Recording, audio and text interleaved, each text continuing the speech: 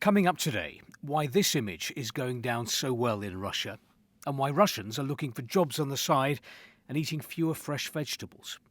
So, I'm back in Russia after my trip to Alaska. And back with the Russian newspapers. It doesn't feel like the Alaska summit and the subsequent Washington meeting have brought peace in Ukraine any closer. But the pro-Kremlin media seems satisfied. Moskovsky Komsomolets publishes this image of Donald Trump bragging about a photo of him and Putin in Alaska.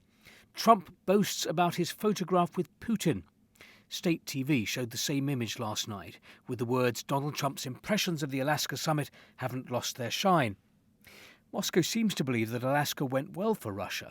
It didn't budge on Ukraine, but cemented ties with Trump. And it's presenting this as a failure for Europe. Writing about the meeting in the White House between Presidents Trump, Zelensky and European leaders, Moskovsky Komsomolets writes, Trump, as an intermediary, conveyed Russia's position to the visitors, called Putin to tell him the job was done, and tried to head off into the sunset, dreaming of the Nobel Peace Prize.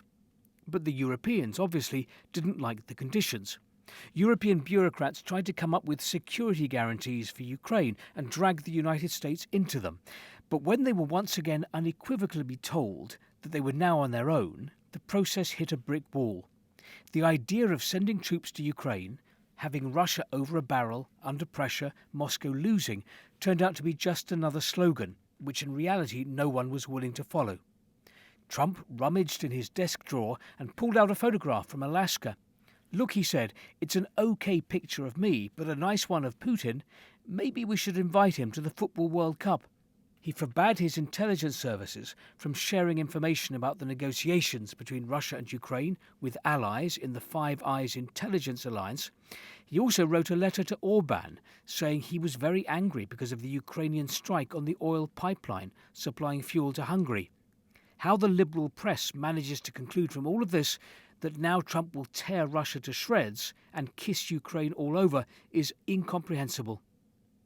Komsomolskaya Pravda claims that under the pretext of the Ukraine crisis, Trump has treated the Europeans like a boa constrictor with monkey people, suffocating them with tariffs and making them spend billions on US weapons. The government paper Rossiyskaya Gazeta quotes President Putin's upbeat assessment of relations with Washington.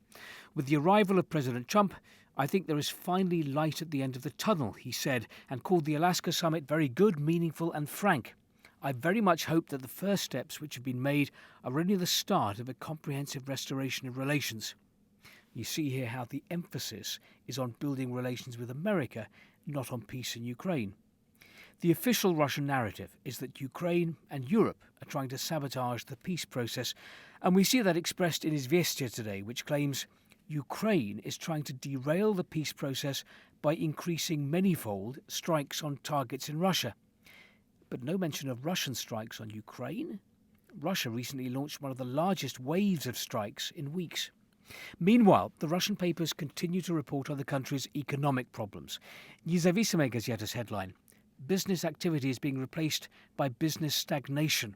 Small and medium-sized businesses in Russia are already in the stagnation zone, and the situation is developing in such a way that they may soon fully enter the zone of decline in business activity.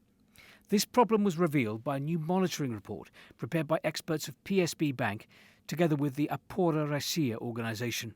The economic cooling was most clearly felt by representatives of small and medium-sized enterprises, SMEs. The SME Business Activity Index has reached its lowest level in 3 years. The service sector and manufacturing business are still stuck in the stagnation zone, and business activity in the trade sector has already begun to fall. Moskovsky Komsomolets reveals that sales of fresh vegetables are falling because of price rises. In Russia, retail sales of fresh vegetables fell by 2.6% over the year. Today, many people cannot afford what until recently was most accessible to them. The biggest decline in sales was for aubergines, minus 16%, marrows, minus 10.5%, potatoes, minus 6.4%, tomatoes, minus 18%, and cucumbers, minus 17%, according to Nielsen data. The situation is due to a combination of factors, but primarily rising prices and the desire of citizens to economise. Meanwhile, half of all Russians are looking for work on the side to make ends meet. While officials from the State Statistics Office are reporting with great gusto the growth of real wages, 1 in 2 people in Russia, in quiet despair, are feverishly looking for a second job. The labour market has become, in effect, gigantic penal servitude, where people are forced voluntarily to work 55 hours a week to avoid sliding into abject poverty.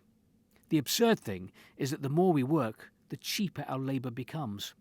The authorities prefer not to notice this social plague, limiting themselves to virtual numbers in reports.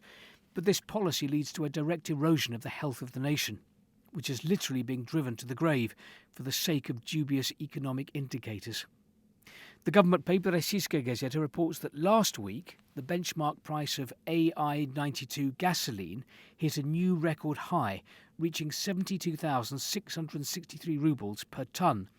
The shortage of petrol on the market is due, among other things, to unscheduled repairs at oil refineries due to Ukrainian drone attacks. As a result of these repairs, the volume of fuel output is falling. Finally, Kommersant reports on the death of a former Russian TV news correspondent and anchor, Yuri Rostov. He'd been living in America for many years. Now, I remember Yuri very well. When I was on my year abroad in Moscow in 1989-1990 and writing a university dissertation on Soviet TV news, I interviewed Yuri Rostov. He was very generous with his time. He'd just started presenting a late-night Western-style news bulletin on Soviet television called TSN. And he said to me, "Would you like to do a report for the bulletin on the impressions of a British student in Moscow?" So he gave me a camera crew for a couple of hours, and I filmed a report for Yuri's show. I will never forget that.